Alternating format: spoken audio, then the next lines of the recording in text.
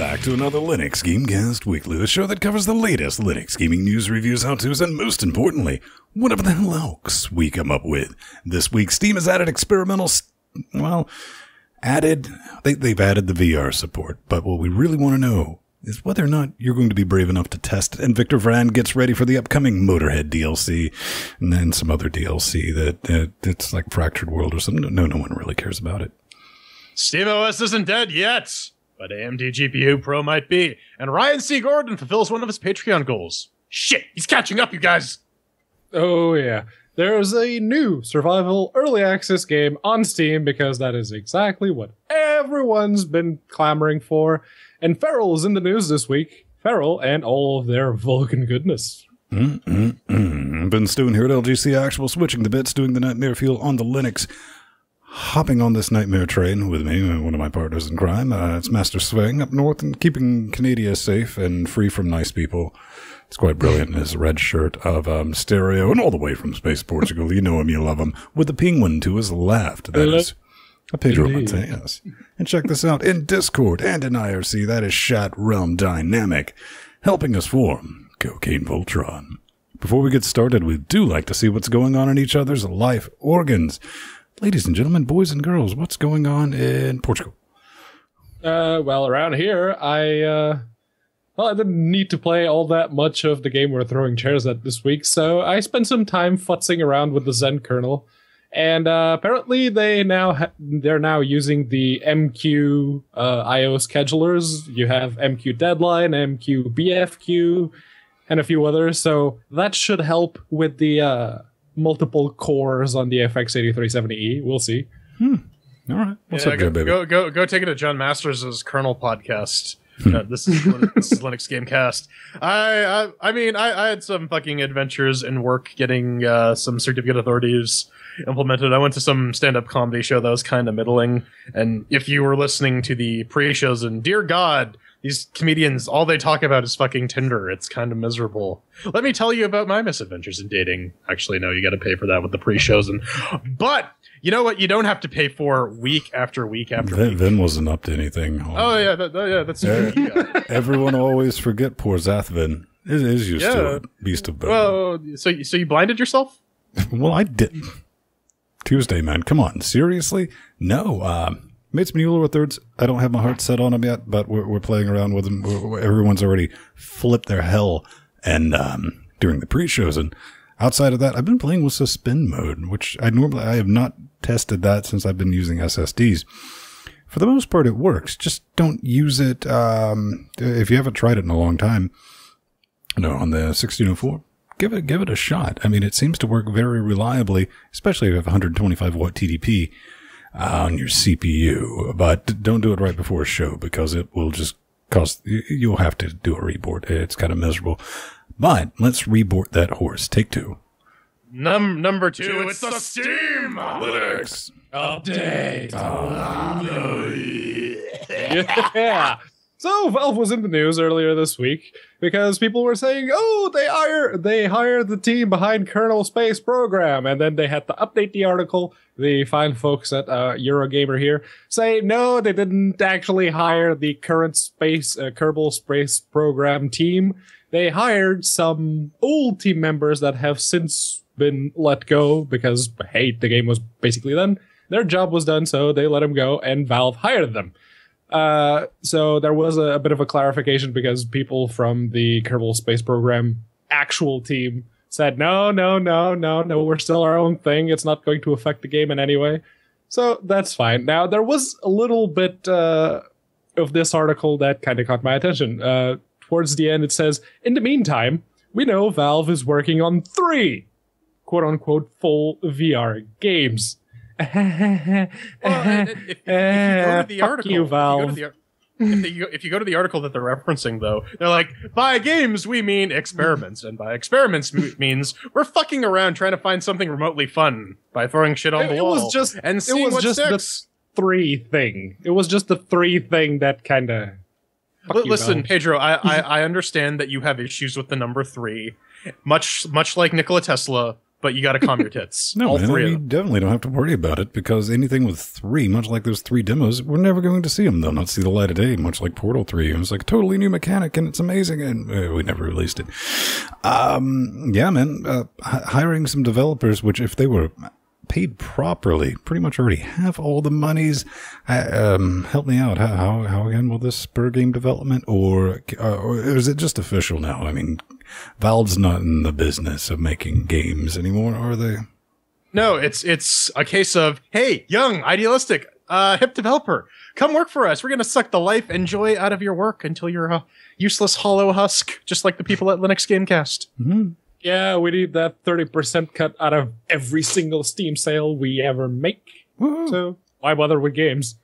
Wow. Well, I mean, they are updating their operating system, which is a nice little segue to the next story. Yeah, so Brewmaster, SteamOS, they have an update for it. They're rebasing it on Debian 8.8. They got themselves the 4.11 kernel, the latest Mesa to boot. And they are completely cutting out AMD GPU Pro. It gets Das Boot. And with both Feral and SteamVR both opting to use RADV, well, it looks like all those proprietary AMD driver developers for Linux are going to be kind of out of work. Sucks to be them. Well, not exactly, because AMD has actually been hiring people to work with Mesa on the open source drivers. And this whole SteamOS dropping AMD GPU Pro and GPU Pro in itself not getting all those many updates, I'm kind of starting to think that this may have been AMD's intention all along. Just have the community deal with the drivers, let the Mesa guys handle it, because apparently they can do a much better job at it than FGLRX ever did. Remember that? Yeah. So, and it's not just AMD, even Valve themselves have been hiring people to work on Mesa, so well, this is a good thing as far as I'm concerned. It's kind of interesting too, because I guess we were kind of proven wrong here. Back when AMD was announcing their Vulkan driver strategy, they're like, yeah, no, we're going to have like some basic implementation in the AMD GPU Pro, and then we're going to move towards open sourcing it. And it turns out they didn't really move to have their code open sourced. They just hired a bunch of people or laid on Mesa in order to get that work done for them. The one thing that bugs me about this update, though, why are they shipping MySQL? It makes no sense. I made the suggestion of video game servers. I don't think that any of the dedicated servers that Valve ship depend on a system-wide MySQL. I did some research. The only dedicated servers I could find that actually actively use MySQL, or there's like some at least some documentation on it, is like some Trackmania mod thing. Okay, that's not for Linux. I don't know. It could be that there was a little something, an unofficial patch sort of thing for SteamOS and Steam in general that would just let you create your own mirror to host the games. Maybe that's something to do with it. I don't know. I honestly don't know. In MySQL. Oh, Mir says it's for the Steam Music. Why does a music player need MySQL? That just hurts. Anyone that's ever installed Amarok, well, they use SQLite, but same difference. Hey, check this out. It's back. It went away for a little while, but the SteamVR beta is once again here. They've added the experimental SteamOS and Linux support, along with a bunch of other fixes. We're just giving this a quick mention because we only know one person, the Empty, young master TN, who has an HTC Vive, which he doesn't get to use, and maybe he can try it out. I'm kind of curious. With some luck, Empty will, be able to get faced fucked by his toaster, then maybe after that have a smoke and whatever, and then see if his Vive works. But check this out. It's kind of a request to you lot, because we know more people than just the TN have an HTC Vive with a Linux. If you have it working, let us know about your experience. Send us some hate mail so you can tell your tale, right? Tail-F it. Actually, I can break into Sharpie's basement. He has a Vive and a Linux machine with a 1080 that I bought him. So I'm actually interested if there's any Radeon users, some dual booting heathens who have a Vive, because I'm interested to see how that open source Vulkan driver, the RADV, handles the VRs. The one thing they did add with this update, though, is creepy VR circus, but there's no carnies. No, that's disappointing. 0 out of 10. much like everything else we've seen in VR up to this point, it's just more tech demos, and hey, at least it gets a little bit of experimental Linux support. I kind of want to see a game, an actual game using VR, be available for Linux. Just, show us something. Maybe it's going to be amazing. But, hey, we talked about it last week, and it is finally out. Shogun 2, released by Feral with all the bonus packs and stuff like that. But we got system requirements. SteamOS 2.0. Good job on that. 1604. Oh, where's your flying spaghetti monster now, Strider? I think they gave up on 1610. Maybe they listened. You need 26 gigajoules of the hard drives and 4 gigajoules of the memory, and technically a video card, because you should be able to run this on a toaster. Speaking of that business, I tried it on the 8150 with a 980. I mean, it runs exactly like you would expect a Total War from Feral to run. It's not great. I mean, on Ultra at 1080p, you're averaging somewhere between 22 and 45 FERPs, depending on what particular area you're looking at. And the entire time, like with all Total Wars, going, how is this not running at 600 FERPs? I don't understand. If you get the bonus pack with a side of Yellow Swag and Doritos, it's 13 gigajoules to download that sucker. It's quite big. Yeah, and if you're really, really curious to know how good this one is and how it works under Linux, I suggest poking Shadeen on Google+. He's got it. He apparently likes it a lot, so you might want to ask him. See, I don't think I could subject myself to another one of these. So guess what we're throwing chairs at next week? It's not going to be this, but I wish it was. Oh yes, Victor Vran got itself a pretty big pre-DLC patch. Yep. So they did a little pre-show of their own, and they basically just consolidated the current version of the game to ensure that the transition for when the two new bits of DLC come out, it has the least possible amount of bugs, and that's good. But with all those fixes, it is a pretty significant changelog that they have in that post there. It comes, it's a 2.8 gigabyte update. It's considerable. Now, Linux-specific things, they had a couple of things. They fixed a performance regression with newer NVIDIA drivers. I was kind of curious to see what that did, so I went in-game, and there were two options which I always either disabled or lowered, which were anti-aliasing and shadows. Now you can actually enable anti-aliasing. It's just FXAA, but it used to have a pretty significant performance impact with the newer versions of the NVIDIA drivers, and the shadows I kept on low, but now you can have them up to ultra, and the game still holds far above 60 FERPs, even in that one specific place in the hub where the FERPs always tank. But with this new patch, it's actually all right. Now, there was one issue which I've had with Victor Vran since forever, which is I have my monitors set to never go to sleep. As long as the PC is on, these two are always on. And this game does something a little naughty. The moment it exits, I'm guessing it just runs xset S600 to enable the blanking option after 10 minutes. And that is just bad. I and a few other people on the Steam forums have ragged against the Hemamont folks regarding this specific issue, and they still haven't fixed it. I managed to work around it by creating an SH script and renaming the executable, and then running it from that SH script, which immediately after that particular process dies, it runs xset S off to keep the monitors alive for longer than 10 minutes.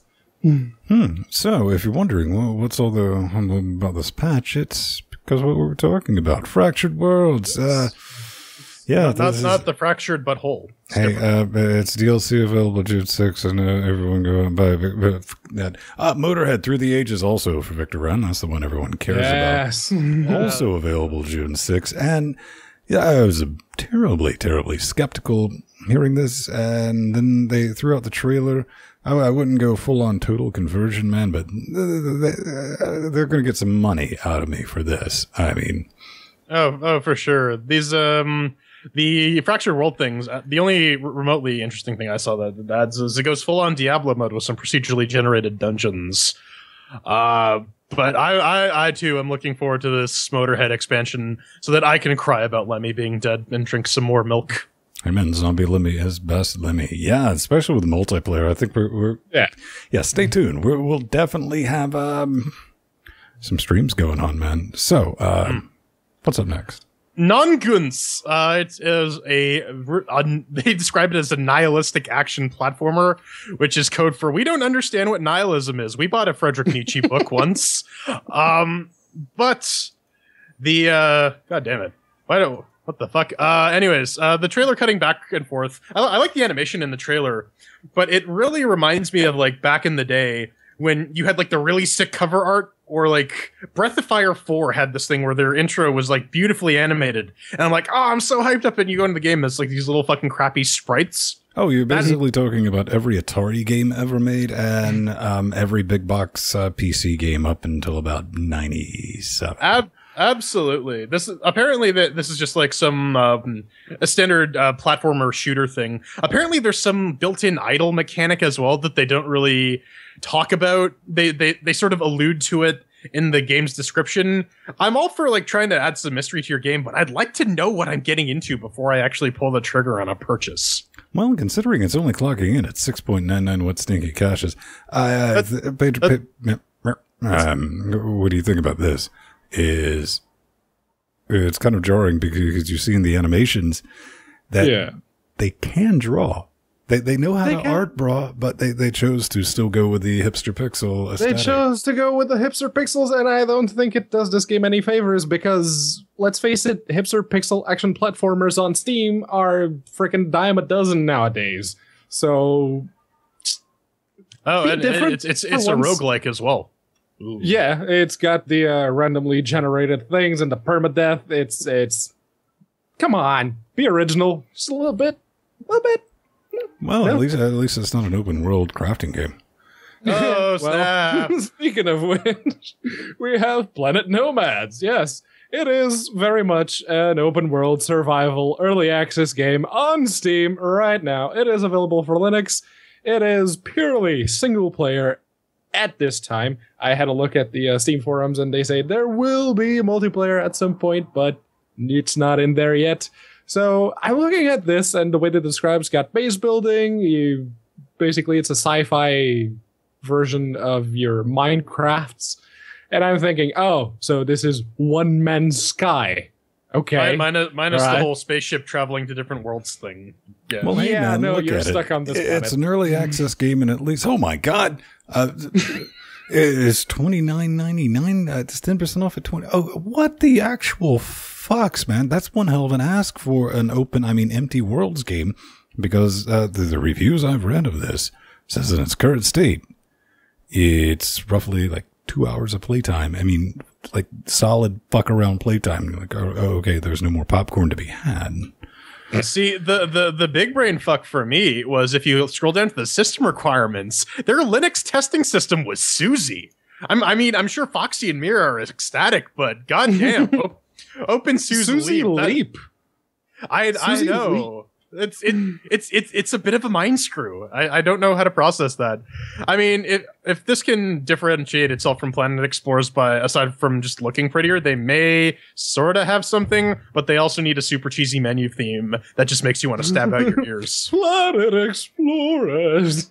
Oh, that just gave me cancer, Pedro. Oh. Gave me cancer faster than all those cigarettes you inhale. But you know what? If at first you don't succeed, try again. This is Gene Shift, formerly Greedy Car Themes, formerly Subbane, formerly Mutant Faction, and it's in early access. Again.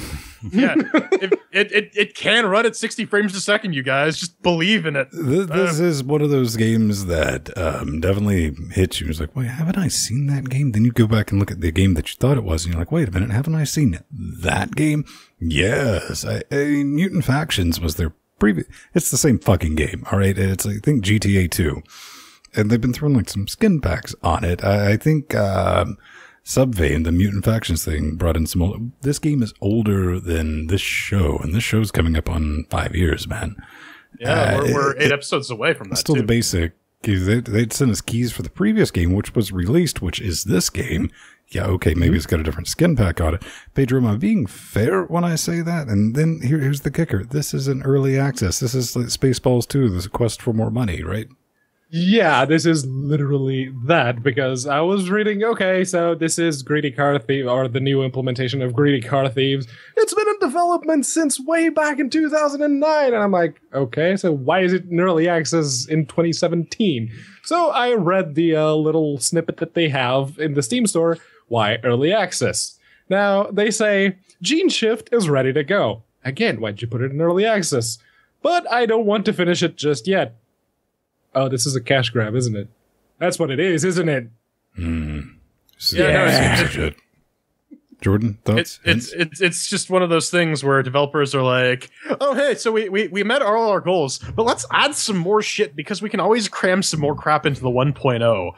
Again, I do release engineering. I see this fucking crap all the time. Oh, absolutely. But I think my favorite champion will be Survive the Distance, because that game has been in early access before the early access, the green light system in Steam was released, and I'm almost 100% it will still be in early access after they stop green light.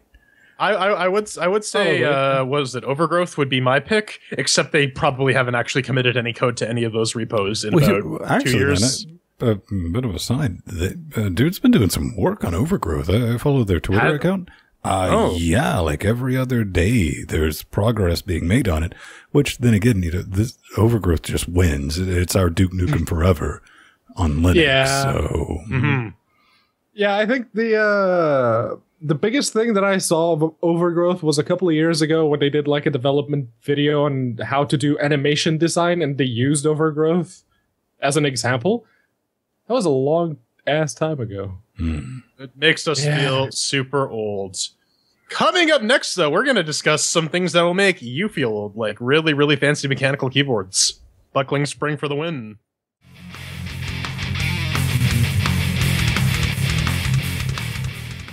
Break out the glitter. Break out the latex. It's about time we started whoring ourselves, because you, for some reason, keep throwing money at us, and we want more. More! I know. It's so good, we can actually afford to give Ben some human skin color. Look at the simulation. It's so accurate. My God. He actually looks like a person now. And you can enable more of us to look like people instead of like a weird sock puppet like Pedro or some fat, crazy Canadian dude like me. By heading on over to patreon.com/LinuxGameCast, you can sign up 4 quarters a week, 16 quarters a month. That's like not even, you can't even buy a sandwich for that much, but it gets you a lot of cool stuff, especially on the Patreon page. We got some lovely new people. We got Obi-Wan Kenobi. Apparently he's escaped the claws of Darth Vader and has decided that he really wants to get into Linux gaming. We also have Kazkus, Mr. Amish, and Luxter, Frablucker. I'm just going to call him Frablucker because I cannot figure out a way to pronounce his name. Local hoster? I don't care. It's Frablucker. Anyways, lovely human beings donating to us on Patreon, enabling us to bring you a lot of stuff. And our Patreon, we were talking about this. We give you a lot of stuff. You get some bang for your buck. We got live streams. We got like multiple seasons of Doctor Who commentary tracks, 2 podcasts a week, 2 live streams. It's pretty freaking good. It's a deal. It's a steal. And you know, if you don't want to go to the Patreon route, you can always go to linuxgamecast.com. Click the support the shows button, like Worm1115 on PayPal. He sent us some money for, crack. Sweet crack. Sweet crack. It's good stuff. We also got a Bitcoin QR code if you want to give some magic internet monies. We got Amazon wish lists and an affiliate link. If you just want to buy stuff on Amazon, you can support us. Someone sent us some cool stuff. Mr. Michael Quetzalcoatl. I don't know. No, man. I mean, I was checking that out. He's like, yo, man, Michael, Windsor, sent you something for the LGC studio from the wish list. Not huge, but hopefully helpful. Keep up the good work. Hey, man, everything is huge. Huge on that list because everything we need is for these psychotic idea of the Studio 2.0, this absolute madness that we're trying to put together on a non-existent budget. But yeah, man, he threw, which, for the audio listeners, which is 99% of you, but for the video, yeah, man, we got a C920 Pro, I think. Ooh. It's definitely a thing, and this is complete overkill for this one shot with me, but for the 720p 60? Yeah. Yeah, probably it does 1080p, whatever, too. But this is going to be used for a much wider shot, because this is kind of zoomed in. That's what we were looking for here, but we wanted to kind of make a little thing. We got a little prototype, Jordan. Yeah. And for the wall. Yeah, well, for the fine young cannibals, for everyone helping us out with this Amazon wish list adventure, you know, something that they can own with the student. Be like, that's mine. I put that. That's me. You know, we have Maddie, Jill, and Steve, Erod 20. I know I'm forgetting somebody. Come on, who am I forgetting? No, Maddie, Joseph. Yep, that's brilliant. They are all our fine, upstanding cannibals. So this is a prototype. We'll eventually get a real little plaque to help keep track. But for those fine, upstanding cannibals, or for short, we're going to call it the fuck wall. And that's going to be a thing, you know. Bradley, Jill, Maddie, Erod, Michael G, you're on there too, man. So that's going to go somewhere. It's going to get hung. It's always going to be a thing this is going to be around forever, even when we finally make our way to Kansas and build that log cabin. It's going to be brilliant. Thanks for supporting this. This is a wholly unexpected from just three yahoos doing this crazy nightmare fuel, and it's completely listener supported. So rock on with that. Indeed, but you know what should go up on the Amazon wish list is some like really fancy loud mechanical keyboard, right? Then you love those. How about Dynafire? How about right behind you, buddy? Tell us about the analog switch technology. It's an analog switch technology on the AimPad R5 keyboard, man. I kind of ran across this at PC Per on their live stream. They were talking about it, and I wasn't really interested until I was walking by. I had it on Sonos in the house, and they said, "Yeah, we've tested it on Linux. It works just like any other joystick. It's a button for your keypad that moves around and shit." Seriously, if they hired me to be the PR guy, they'd probably sell slightly less than they're probably going to sell. I don't get it. Somebody make this make sense. So you can move it left, right, up and down, sideways, and well, what this does is that it takes a regular mechanical switch, like your typical Cherry MXs, and instead of just having the two actuator positions, it's like the moment you hit the key, it sends the keystroke, or only when you bottom it out, it sends the keystroke. And it can actually measure the travel. Pedro, I'm just laughing because we were looking at the YouTube videos, like, motherfuckers know their audience. They got YOLO blinky shit on a prototype board. Like, yeah, they do. They use some infrared sensor, too, to track the key presses. So I guess it would be useful for, like, precision platformers and racing games and maybe some shooters, but not much else. Oh, yeah, and it will actually track just how far down the key travels and have a movement curve for, say, precision platforming if you just want to inch the character slightly closer to the again though, if you're playing a precision platformer with the keyboard, you are sick and wrong. And should seek mental help. But it could work, and the way this works is that it's all in firmware. That's the reason that the guy was able to say, yeah, I tested it on Linux, and so long as when you plug in the keyboard, it gets recognized as two devices, a keyboard and a gamepad, you're good. Because the moment you change the keyboard firmware to gamepad and it starts tracking the actuator movement, it just gets recognized like an Xbox 360. But there's a little issue that he said the device and vendor IDs are different, obviously, than the regular Xbox 360 and Xbox One controllers. So you will have to use something like Xbox DRV to Just mimic. I was gonna say, like, it would probably require some, if you're not gonna use some user space tool, it would probably require some fuckery in your xorg.com for like setting up keyboards and keyboard IDs and whatnot. It shouldn't be too big of an issue. I mean, just to wrap it up real quick, they did say on the live stream, which I got to give Pedro credit, because when I did hear, by the way, I heard Big Ginge say, yeah, so what about Linux? A lot of people asking about Linux. Guys, like, yes, we tested Linux. Like 2 seconds later, I'm walking by and I see in our Discord chat, Pedro's like, yeah, it was me. Yeah, that's the only reason I logged into the PC per IRC client thing, is like, how about the Linux? Does it work? And then he said, yes, it does. So cool. And I guess we should make it perfectly clear that they don't plan on going into manufacturing. That's just a prototype they came up with. They want to license this technology, and they're estimating once they get it to scale, it's going to add about an extra 30 watt stinky caches to an additional mechanical keyboard that already has LEDs and all that other bullshit that just horrifies me. So yeah, that's a thing, man. How about we live long and some prospering? Yes, let's. I was slightly distracted there.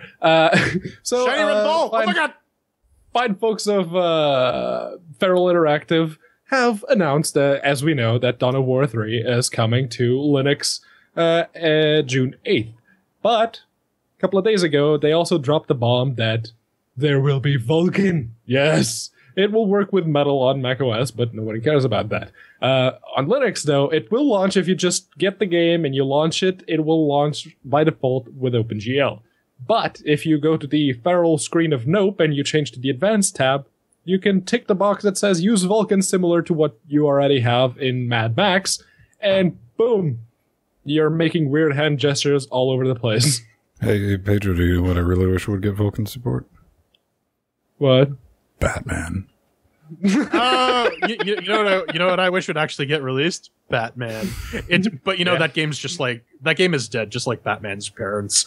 Well, one of the things we fuck around with some feral games is some multiplayer. But if you want to play with your Windows friends, you can. I'm just curious, how janky is it going to be? I have a talking point about that, but I'm going to save it for the last story because it is semi-related to this as well. But I mean, what do you think the jank factor is going to be? It's definitely going to be a thing. As soon as they dropped the Vulkan bomb surprise, I was like, oh yeah, by the way, we're going to have the Vulkan beta stuff. And he's like,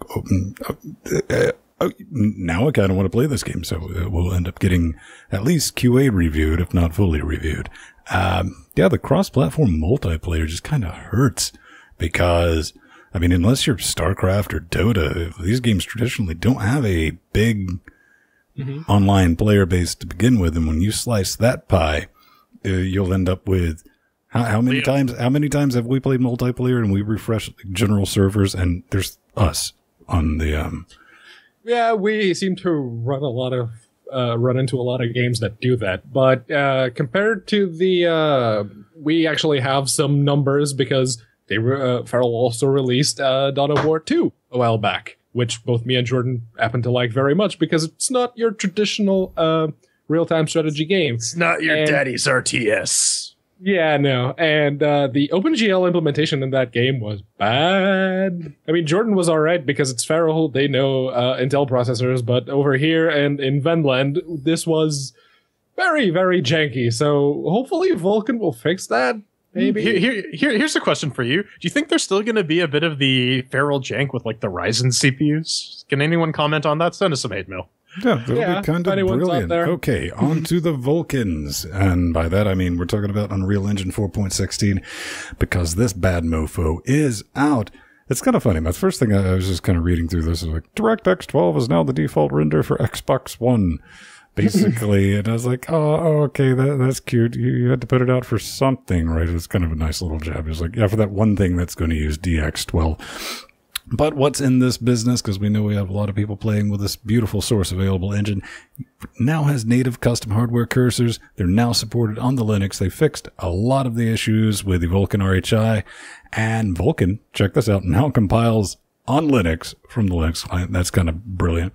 And they have whitelisted SteamVR with a plugin for Linux, so you can work with that. You know, this car looks completely legit except for the rims. That completely throws me off. I'm like, fake news.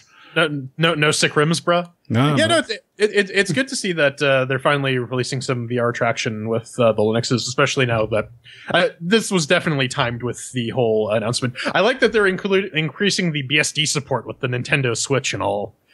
That's pretty nice as well. The whole Vulkan compiles in Linux thing kind of threw me off because like it didn't before. Well, they're still playing around. I mean, you could always target which in Windows to build with Vulkan, but yeah, I really wish I could say the Unreal Engine was rock stable, but it's still kind of at the point where you cross your fingers every time you build it and hope it doesn't spike nope on you if you look at it sideways. Pedro, do you have any thoughts on this? Well, it's good to see that the Unreal Engine is still getting updates, and they are at least acknowledging the Linux version of the editor, even if it was basically completely developed and is being maintained by the community. Mm-hmm. But at least they're acknowledging it and they're fixing stuff, so that's progress, I guess. Well, now, is it them or is it just the community, right? Because that includes all the community fixes. Could be, yeah. They do source packages. It's basically the community. When they had the source available, the community, they had it up and running and building on Linux with, I don't want to say 72 hours, but it was close to 72 hours. Yeah. But, hey, let's talk about some games that don't have Vulkan support. Yeah, so last week we talked about a different bundle, which we will get to in a second, but this is a different one. This is the Humble Game On bundle, and it's not the Humble Indie bundle, which means not all games have the Linux support, but there are a few that do, namely Worms Clan Wars, Grim Fandango Remastered, The Stanley Parable, Broken Sword 5, The Serpent's Curse, Borderlands the Pre-Sequel, and Day of the Tentacle Remastered. Now, this is just another one of those bundles you should only get to complete your collection. If you're missing several of these games, by all means get it. But if you're only missing one or two, Now, there is one game that I will say that if you've never played it before, this is probably a bundle you should get it, because if you pay $5.61 or around €5, you get Grim Fandango Remastered. And that game, to me, is a must-play for anyone who says they enjoy video games. You really should play that at least once in your life. And it was the one and only game so far where I didn't absolutely loathe the Brazilian Portuguese dub. And I mean, $10 for Borderlands, the pre-sequel, isn't too shabby. Talk about games that actually have decent OpenGL performance. Aspire did a really good job with the Borderlands engine as well. There's not really much in the way to pick up otherwise. Yeah, if you want Grim Fandango or Day of the Tentacle, nothing else really stands out as something you must play. Definitely back up the Borderlands. Maybe that's something in the upcoming weeks, because it has a pretty decent amount of players at one time, right, for the multiplayer. Plus, it has cross-platform multiplayer. That's what I'm saying. We might bring some chat room in on a Tuesday or Thursday stream and rock some of that nonsense. But a little extra humble before we get up. Yeah, this is the Humble Indie Bundle 18. They added some more games. They got A Story About My Uncle. He touched me in a very bad place. And Neon Drive. They added it to the pay more than the average layer. It's still the same games. So if you really want to... If you want to take a flashback to the 90s where they had that one picture background that was available at every Sears and play a game just about that, we got you, Brad. Yeah, it's definitely just wanted to throw a quick mention into that in case you didn't get the email and you've already picked up the Hoomly Boondly at that price. Yeah, two decent games. Fun fact, Icky Butts, Ryan C., G-Money. He was originally, a few years back, porting the Uncle, Man from Uncle, the game from Uncle. But, The Story About My Uncle. Yeah, he never finished because daughter showed up. I was like, whoa. So even he said, he's like, oh, I'm glad somebody finished that. It was an alright game. Speaking of Icky Butts, he actually accomplished one of his Patreon goals. Happy segue! Yes. Quake 3 Arena. These, We covered this a few weeks ago. The guys behind IO Quake 3 are like, we really need a client updater because going and downloading a new client whenever it's released is really annoying. Most people won't do it. There's a bunch of security stuff that needs to be updated as well. So Ryan C. Gordon has implemented a little bit of that. It is only partially complete though, because there's no binary signing.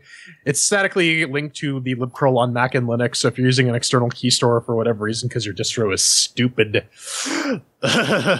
then you might have some issues. It doesn't have any real integration to the Windows implemented HTTP client either, but it's definitely a start. There's going to need to be some changes on the IO Quake 3 build system if they actually want to have some decent binary signing infrastructure in place. But hey, the man is delivering for the money he's getting. You should go support him. What is he at right now? $635 a month. That's a decent amount. The guy does a lot of good work. And guys, we need that SDL2 documentation. So give him some money.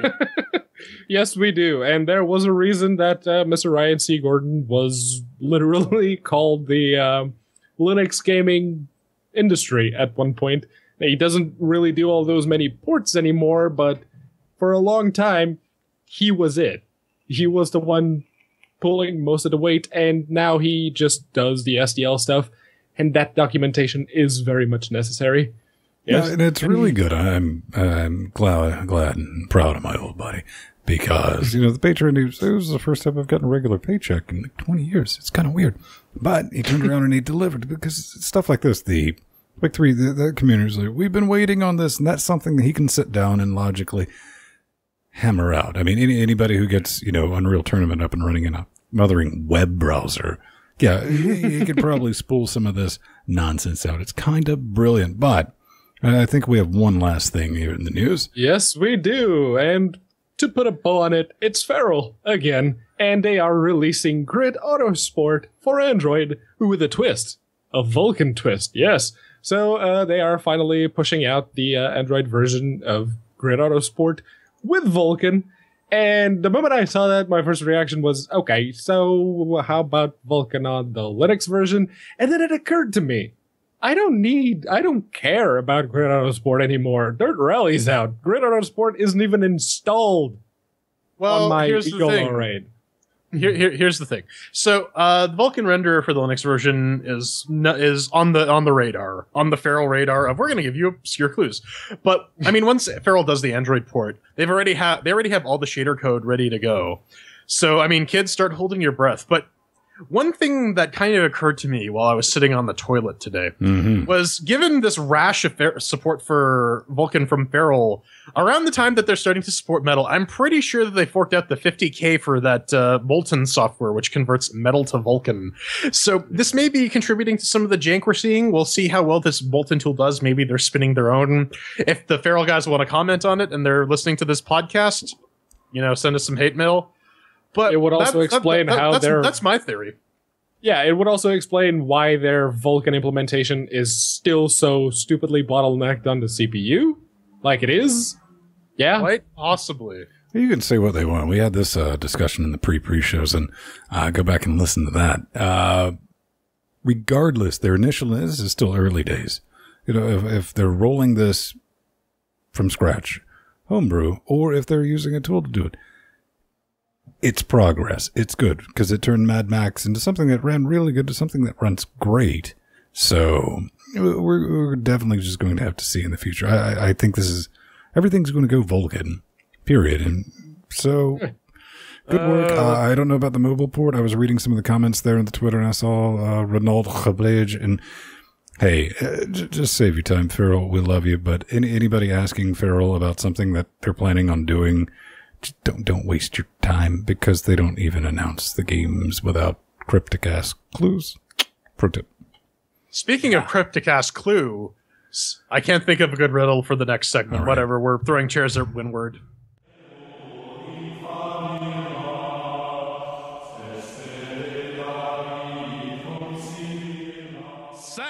No, it's not anything to do with the Steam Summer Sale that's coming in a couple of weeks. We're just throwing some chairs at Windward from Tasher and Entertainment, developed on the Unity engine. You can pick it up for around $10. If you are partial to purchasing a Humble Bundle, you can also pay what you want for it. But what is it? It's an action-filled multiplayer sandbox game that puts you in control of a ship sailing the high seas of a large procedurally generated world. So let's kick off the chairquisition. 1 chair means that it's garbage. 2 chairs means that it's meh. 3 chairs means that it's pretty good. 4 chairs means, yar, it be the best thing ever since a lack of scurvy. We got our categories of doom as well, mixed with the working shiny sounds, controls, and fun. So let's kick this off then.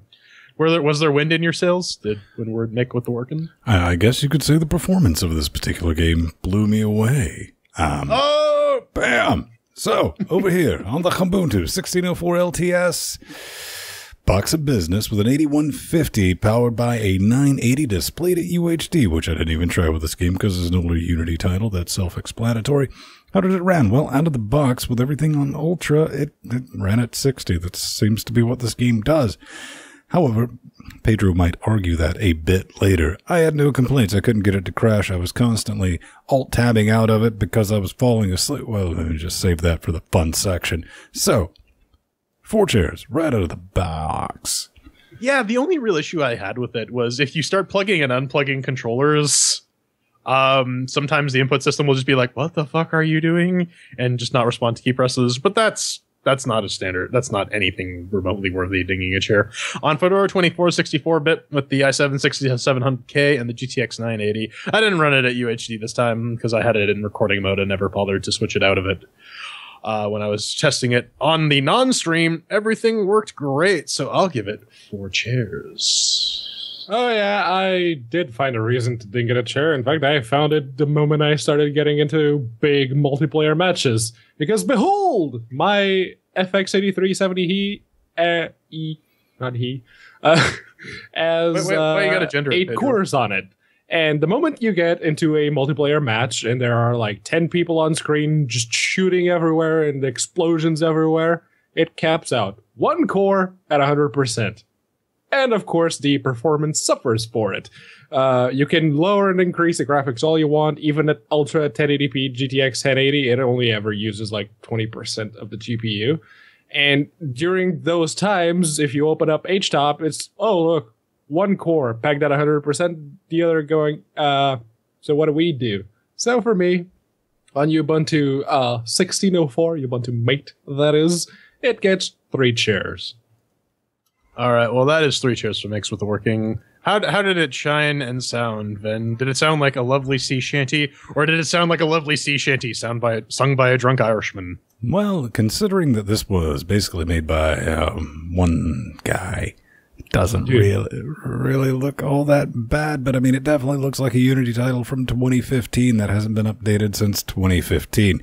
You know what you're dealing with because the, even on Ultra at 1080p, with the 28 inches of goodness provided by one of my monitors, it's a total jag fest. And that's not racist, because I'm talking about jaggies.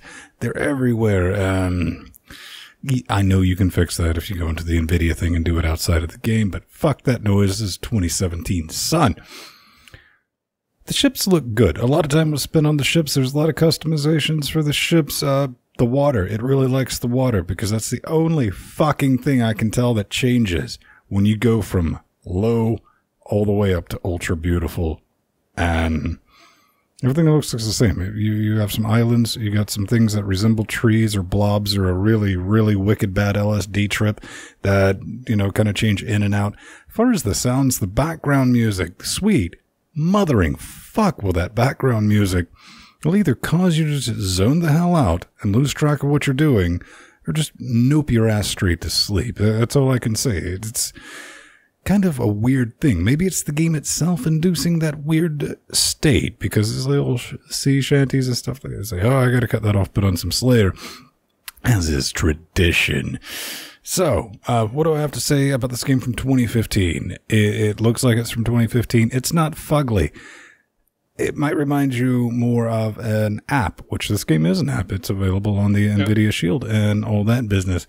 The sounds, while not horrible, yeah, okay, you shoot something, that's really all you'd ever notice is pew, pew, pew every now and then with your cannons and your balls giggity. But, yeah, nothing to write home about. So it technically has graphics that don't completely suck, and it has sounds that are audible. With a full disclaimer, don't play this game while operating heavy machinery. So, middle of the road with 2.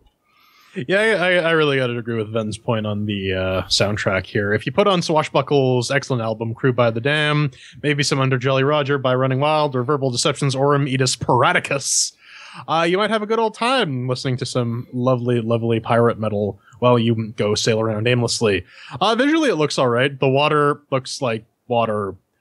I don't really see how a game like this can improve in the visual fidelity sense, just based on the scale that you're operating on and what you're doing, sailing around. There are definitely islands. There are definitely boats. The islands look like islands. The boats look like boats. And the cities, well, I suppose they kind of look like little townies. Everything else is pretty much fine. I got no real complaints. And, as Pedro will mention, it's a tiny game, so it looks pretty decent for what that is. It gets 3 cheers. It's a very tiny game. It takes up around 120-ish megabytes of disk space. It's a 50 megabyte or so download. It looks pretty good. It even gives you an option to disable the shinier reflections on the water to save your bitrate if you're streaming or recording. So they thought of that. It isn't until you start paying attention to what you're seeing that you notice that there are 2 or 3 different buildings in towns and like 5 different town motifs. And there are 3 kinds of trees all over the game, and they just get palette swapped and maybe tweaked around with the size. Some are bigger, some are smaller, but there's like 3 of them. Still, when it comes to visuals, it doesn't look awful at all. And as far as I'm concerned, the background music is perfect. As far as simple naval exploration style music goes, Windward nails it. 3 cheers. All right, well, that's 3 cheers for the shiny and the sounds. What about controls, Ven? Did it feel like you're steering a rudder or something Dutch rudder? Fuck this stupid monkey game and its stupid monkey-ass controls, man. That was really the only learning curve I was able to run across in this critter. And it's not much of one, but it does take a minute of, am I leading this thing around by its dick with using your dribble? Just, okay, then I noticed that, sail, wind energy, plus, minus with that. And it's like, control with WAS, kind of. Forward and backwards, but mostly for side to side. Everything's logically laid out. You can rebind the things. And let's face it, you're not really going to die. The only strategy in this game is to sail around in circles. So, I'll talk more about that in the fun section. Everything works, but it's just, nah. You know what? Yeah, I'm just going to give it 3. You're not going to have better. I guess maybe this works with a controller. You could absolutely get away with playing with a controller. You can get away with playing it with touch, clearly, since it came over to a mobile board. Yeah, this is really not going to be a button masher for anyone.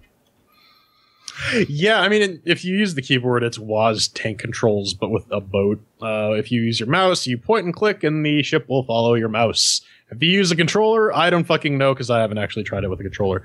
The movement itself is really slow, which, makes sense given the fact that you're sailing a ship, but still, I'll get into that a little bit more in the fun segment. I don't really like the, I'll dig in a chair just because I don't really like the placement of like the special keys. V is a really bad place to put a special attack. Yeah. Should have been like 1, 2, 3, 4, just like what other games do.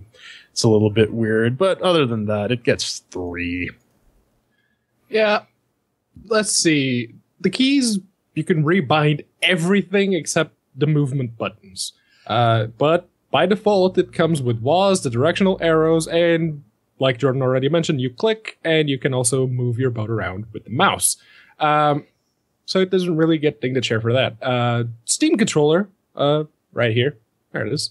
Also works out of the box, and the game does an alright job of switching between controller and keyboard prompts when you switch to, unless you're like Jordan and you keep plugging your controllers in and out.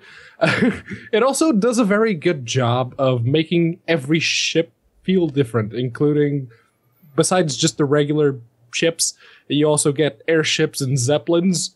Everything feels different. Everything has a different steering radius. Everything has a different speed. They do an alright job, and the galleon feels very heavy. So they did a really good job with that. And as far as I'm concerned, 4 chairs for controls. All right, well, that's 3 whole chairs for controls. Let's put a bow on it. Ven, did you have a rip-roaring time out at sea with your pirate buddies doing pirate stuff? Well, check this out. I know a lot of people are sitting there saying, "What are you doing this?" Because this game's been around almost as long as this show. We've played every incarnation of it. Unfortunately, I'm here to report hasn't really fucking changed since the first time we downloaded it. And there's quite a sordid tale behind it if you go look up some of the now deleted blog posts from the creator. Kind of interesting, but we're not getting into that business here. What is Windward?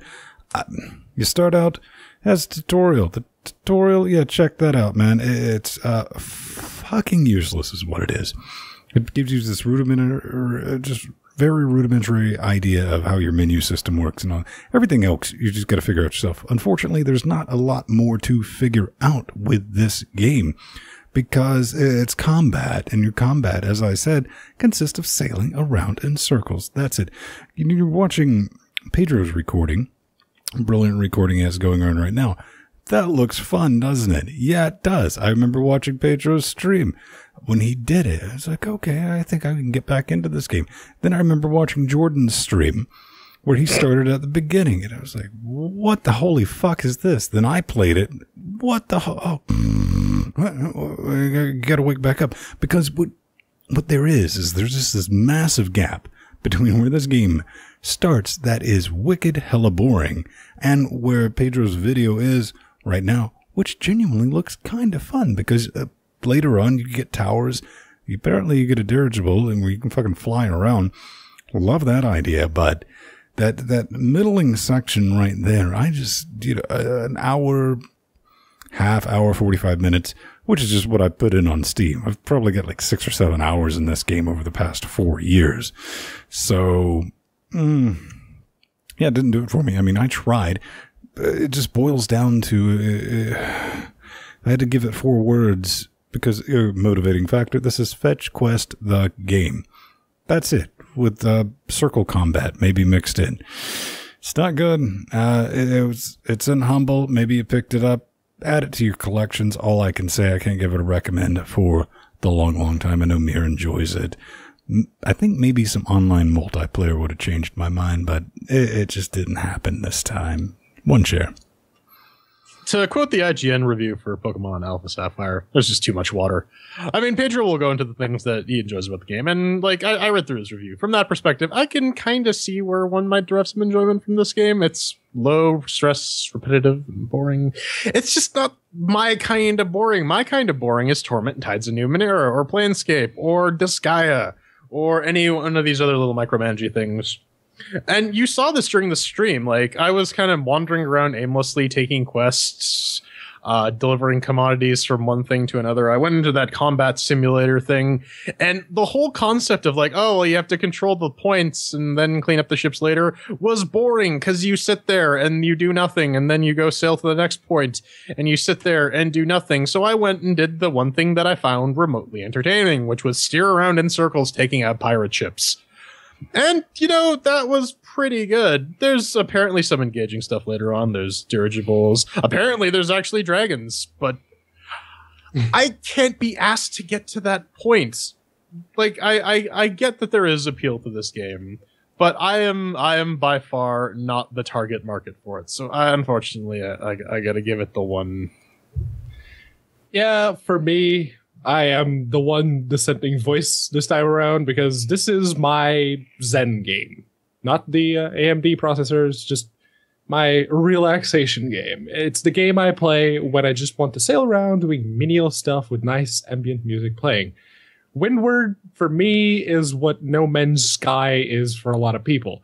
And just like No Man's Sky, there isn't a whole lot else to do once you've played a few hours and you bought all the ships and upgraded your equipment. Now, the advantage that Windward has over No Man's Sky is that it actually does have multiplayer, and it works. You can join one of the official servers, you can host your own and play with your friends, you can play co-op, you can do PvP, you can even do epic raids and try to kill a dragon. Yes, there be dragons. And the fact that I've sunk 51 hours on Steam alone into such a simple and small game should tell you everything you need to know. I really, really like Windward. If I had to pick on something for them to improve, it'd be they'd have to change like the top-down isometric camera to a more third-person style, and maybe allow you to exit the ship and explore the towns on foot. But at that point, I'm basically asking them to make a better Curse of the Raven's Cry. So, For me, it gets 3 chairs for the fun. It could be better, but it's not terrible by any means. And thanks to the magic of rounding errors, that rounds down to a 1 chair for fun, and we tally this up to make it a 2-chair game. Surprise, surprise, it's a Strider. Final thoughts, ladies and gentlemen. If you have it, you have it. I see Mir is pretty much, okay, it's kind of like Mountain Blade. I didn't really like that either. Yeah. Now, I did not like Mountain Blade, but I like Windward a lot. And if you don't enjoy games where you just meander about not doing much of anything, this is going to be one of those limited appeal games to you. If you like to play video games for the story, the narrative, well, don't bother because there is no narrative here outside of the one you create for yourself. Windward is a game for simple, boring people like me. I said it during the stream. I think this game would work really, really well if it was like Star Trek themed and you're just running around like taking out Klingons and stuff. I think maybe I'd be a little more forgiving. Plus, like the multiplayer would have a fun little aspect. You could have like Klingons versus the Borg and whatnot. As it currently stands, I actually kind of wanted to like this game, but it's just not my kind of boring. So, coming up next, we talk about everybody's favorite API, and we explain the history behind the robes.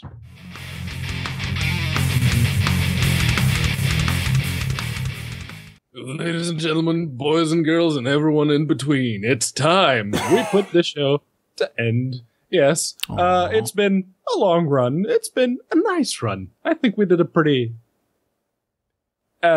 acceptable job this week. Let's go with that. But if you'd like to get in touch with us, since we just spent probably an hour screaming at you, and you want to scream at us, you can do so. LinuxGameCast.com, you hit the contact button. It's pretty easy. Fill out the form. If you're a game developer that wants to send us keys or get us to look at their game, make sure to pick LGC Weekly on the little drop-downy thing and include 3 keys or a copy which we can share amongst ourselves.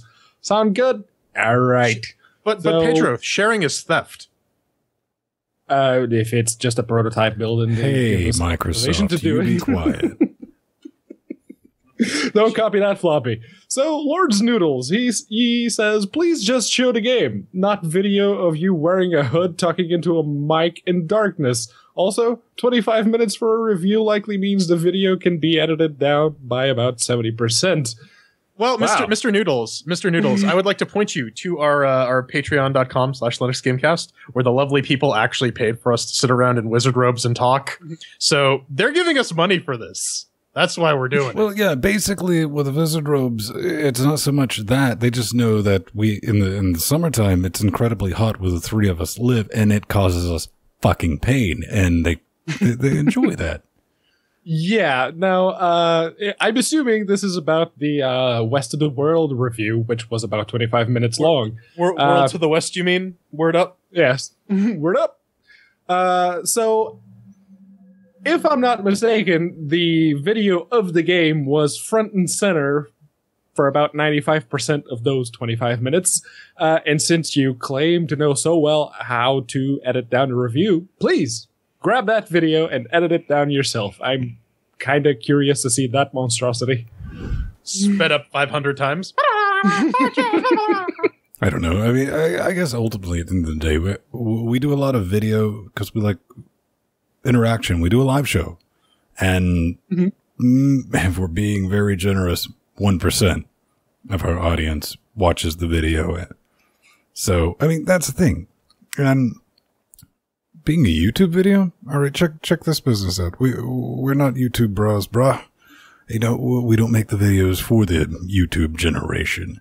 And it's actually not the YouTuber's fault because when you immediately think about it, like, oh yeah, everything has to be, hey guys, that's the first thing I do. I close the fucking tab if I ever open up a video. It's like, hey guys, bright colors and all that shit.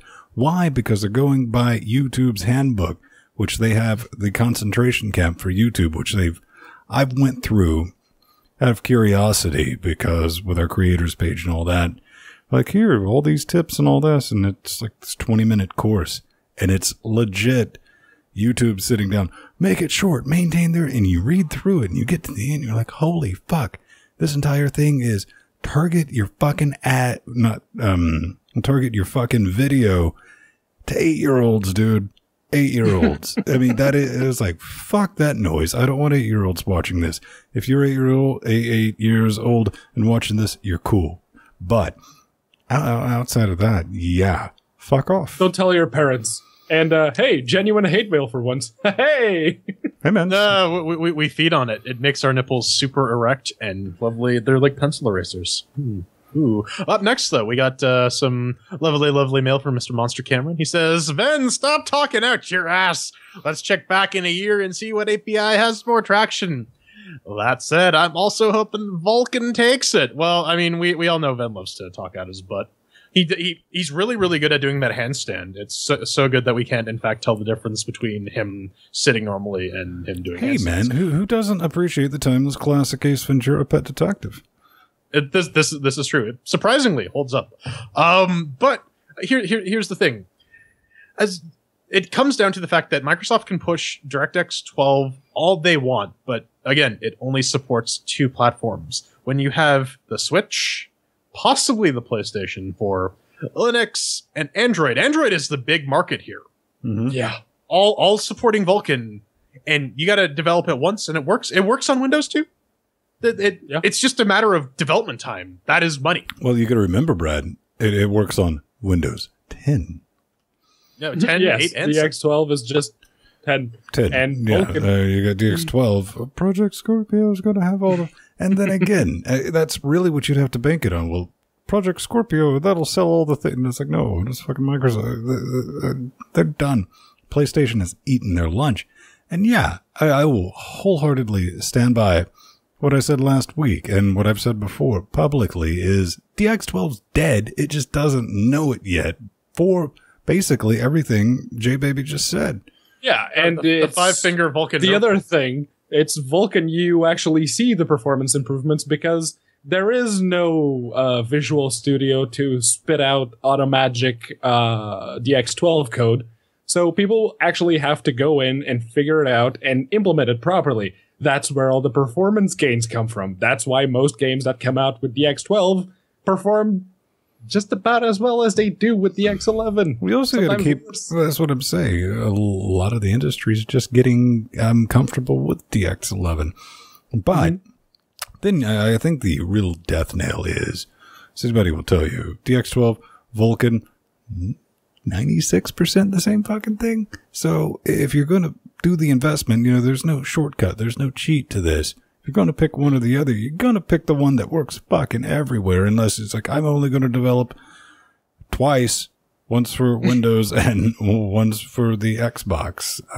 And that's another advantage that Vulkan has over DX12.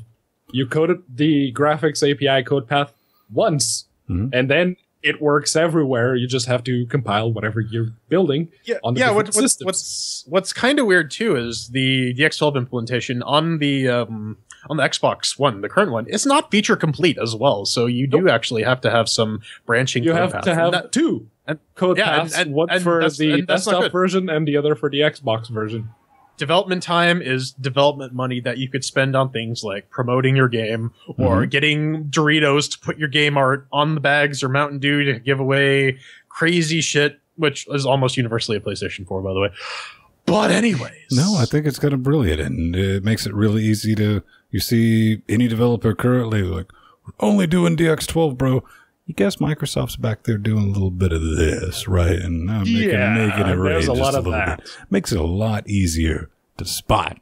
But on that bombshell, let's go ahead and cue that beautiful music, because that's the end of the show.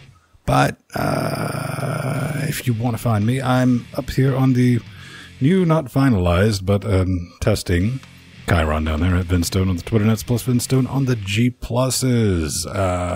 J-Bear. Hey, I'm Jordan Svung. I'm wearing a red shirt, and I did not die this episode, so you can find me at Burning Fool on Twitter, plus Jordan Svung on Google. Well, I was going to say it's not over yet, but hey, I am Pedro Matheus. You can find me at Unaccounted For on Twitter, or plus Pedro Matheus on Google+.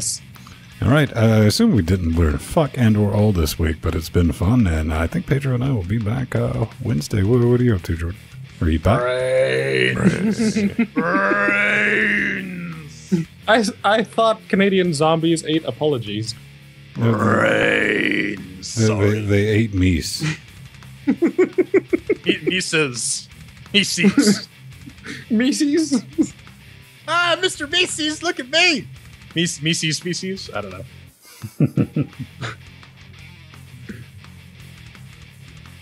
And credits. Aw, yeah.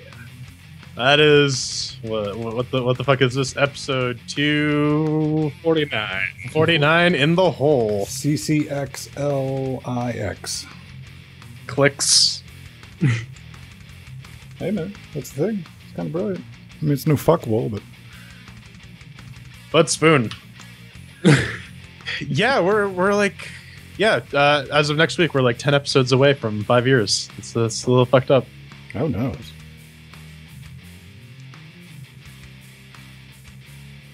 Local hoster. I am looking at the game you seem keen on having us review.